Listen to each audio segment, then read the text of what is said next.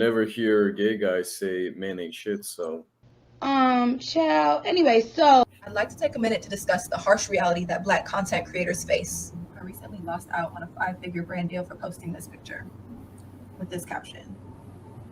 After posting that picture and posting that caption, I received a phone call from my agent saying that the company thought it was inappropriate. Yet again, when I look at this picture, I see playfulness. I see a Black girl living her best life, having fun. There's nothing inappropriate about it to me. don't you just love how the whole premise of that was like a sexy pic, but she made it about race? Brands have an image to uphold.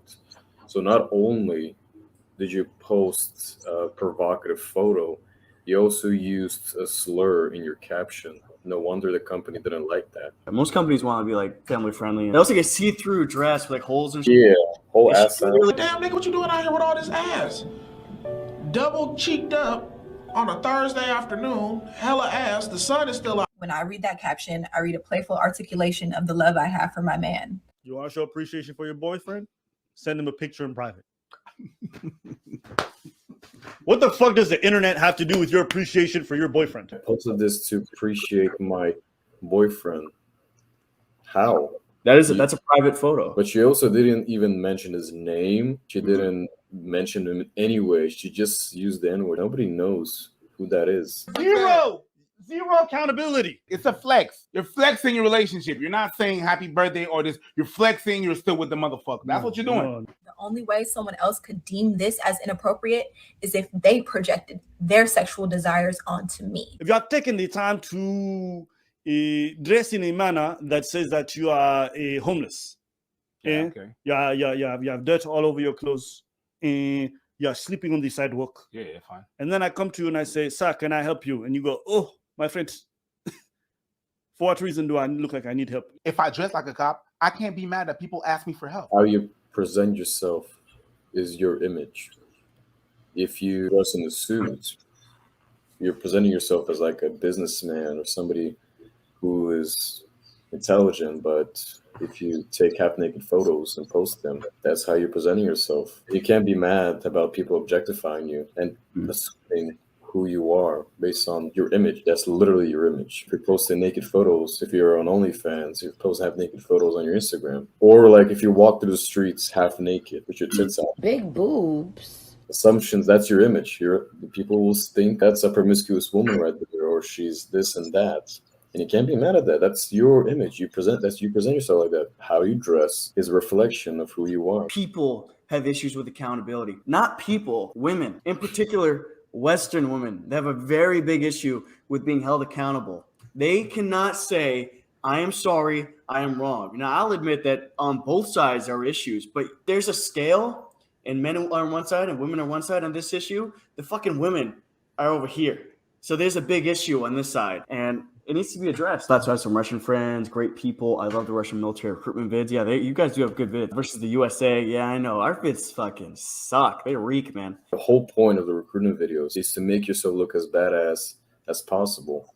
Not only people want to join you, but also as like again, it goes back to image. It shows the image to the world of who your military is. And you see Russia and China and all these countries showing these epic ads, and then you look at the US. They want to break like the stereotype of strength. They want to break that stereotype, but it's like sometimes you need that stereotype. Sometimes the stereotype is important. With the military, you should have that stereotype of strength.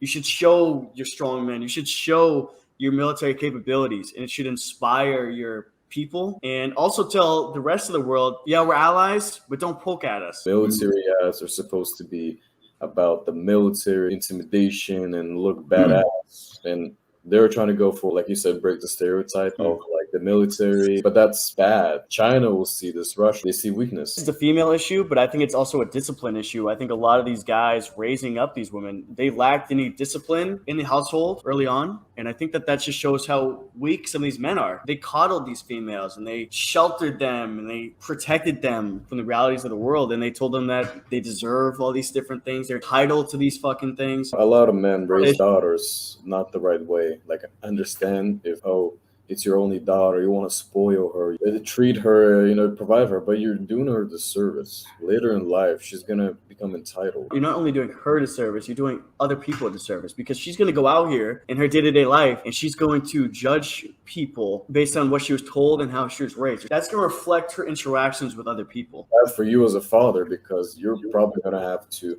take care of her when no man wants her, and she is 30, unmarried, And she still wants to live at home. You have to pay for her apartment. No conversational skills, no manners, no personality, no humor, nothing really of value in a relationship. But she deserves you. lack of a male figure, girls up with daddy issues, that's bad. I think it's just as bad if grow up with bad male figures. It could be worse. If we were to have a choice of no dad, like the dad is not present and you have daddy issues, or have a dad but be a bad influence, I think the bad influence will be much worse, because at least without daddy issues, somewhat form your own opinions. And you might have a mom that's like a good figure. But if you have a dad that's influential and it's a bad influence, then he's going to put those things in your brain and you'll come to those conclusions on it by yourself. Spoiled Russian Girl was her at. I saw that video and she was like me reacting to a 50-50 couple shopping. And she's like, ugh.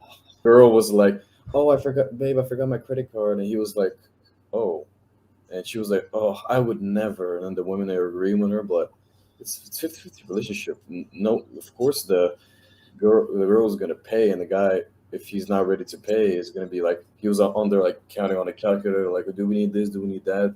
Yeah, because you're budgeted. And I was talking to her, and I found out that the budget, and she was like, oh, man should cover is just a shopping trip, and I find out the shopping trip is like $400, and I'm like, you call $400 bare minimum? She's like, oh, that's bare minimum. She was like, I'll spend that on every trip I take. I was willing to give her the benefit of the doubt. I guess she's traditional, but no. She's like, no, I don't cook or clean.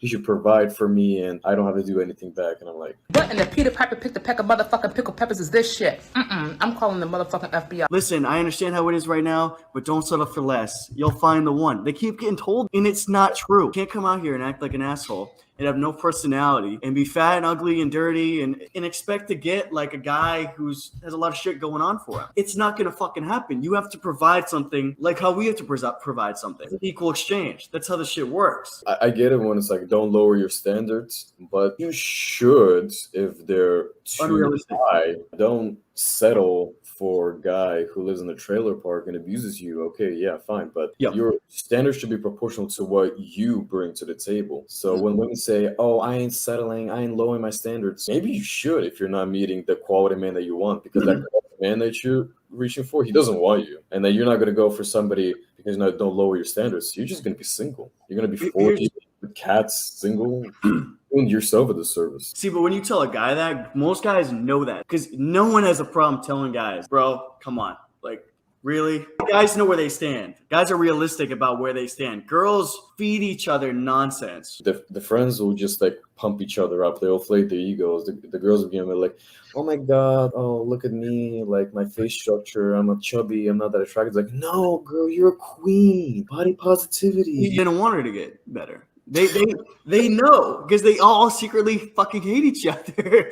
They all hate each other. They're all in competition with one another. Have you seen the movie Duff? The literal premise of that movie is that hot women surround themselves with less attractive women so that they look better in proportion to what's standing next to them. And that girl is the Duff, the designated ugly friend. Women, they hype each other up, they inflate each other's egos, and men, we're honest with each other. The hell's being honest. When you're lying to each other, but behind your back, backstabbing each other, being like, oh, she's so ugly. It's like,